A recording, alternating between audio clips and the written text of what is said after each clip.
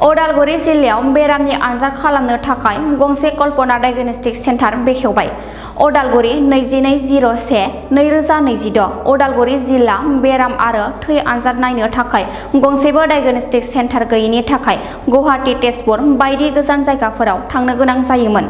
नाथाय दिनै कल्पना नार्जारिया उदालगुरि सोहोर गेजेर कल्पना डायग्नोस्टिक सेन्टारखौ बेखेवनानै जेंनाखौ बोस्रांफैबाय।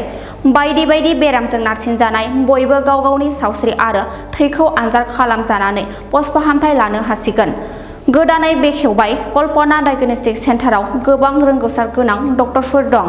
एसेल' बिबांनि मासुलजोंनो गासैबो रोखोमनि बेरामखौ बेयाव नायनो हागोन होननानै फोरमायदों कल्पना डायग्नोस्टिक सेन्टारनि बिगोमा आरो डक्टरफोरा। डायग्नोस्टिक सेन्टारखौ जिसुनि आरज खालामनानै बेखेवनानै होयो फादार नाथनेल मोसाहारिया।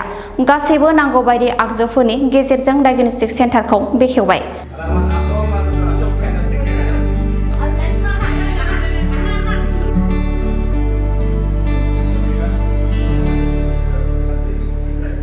बेबादि अट'मेटिक मेसिन जों गैया बहाय उदालगुरियाव, बेखायनो जों बेखौ सानदों। मानोबा जों मालाबा समाव लोमजाबा साजाबा जों ब्लाड नायनोनो मोना, ओमफ्राय सप्तासेनि उनाव गुवाहाटी, तेजपुर बिदि हरनांगौ जायो।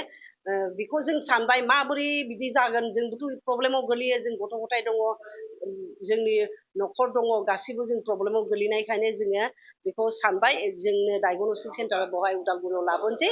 जों गाव गावबो न'खराबो सिकिउर जागोन, ओमफ्राय मालायखौबो जोङो नायनो हागोन। बिसोरबो जेनेबा गोसोआव सन्तुष्ट जागोन आरो बिसिबां खमाव हायो जों इसिबां खमाव खालामनो हास्थायगोन आरो मोजां रिपर्टखौ जोंनिफ्राय मोनगोन। मानोना जोंना MD डक्टरबो थागोन। बे साननि 1टानिफ्राय 3:30 MD डक्टर। ये सेंटर में जो कल्पना डायग्नोस्टिक सेंटर यहाँ पे आज से 22 जनवरी को जो उद्घाटन हुआ है, यहाँ पे आपको मतलब जो मतलब नॉर्मल बीमारी से लेके एबनॉर्मल बीमारी तक सब टेस्ट होगा। जैसे कि अभी कोई भी पेशेंट को ऑल रूटीन ब्लड इन्वेस्टिगेशन लगेगा, जैसे कि CBC, KFT किडनी का फंक्शन टेस्ट होगा, LFT लीवर का फंक्शन का टेस्ट होगा, थायराइड फंक्शन मतलब thyroid profile, serum TSH, FT3, FT4 ये यहाँ पे टेस्ट होगा। इमरजेंसी में अगर चाहिए आपको कि किसी पेशेंट को ट्रोपाई का टेस्ट यहाँ पे उपलब्ध होगा।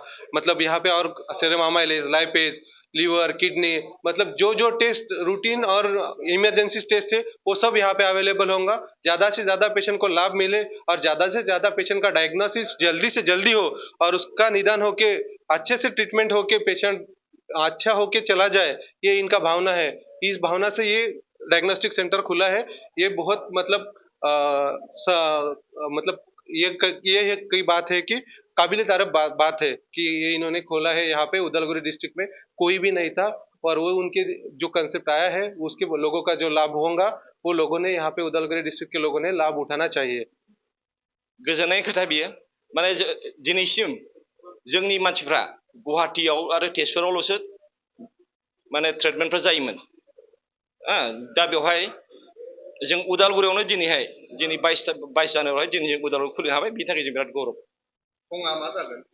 बे उदालगुरि सिभिल PHC निफ्राय सिभिल हस्पिटालनिफ्राय अपोजिट, गोजाम हस्पिटालनिफ्राय अपोजिट साइडआवनो जोंनि बे डायग्नोस्टिक कल्पना डायग्नोस्टिकआ खुलिदों। दिनै 22 जानुवारि बिस्थिबार दिन।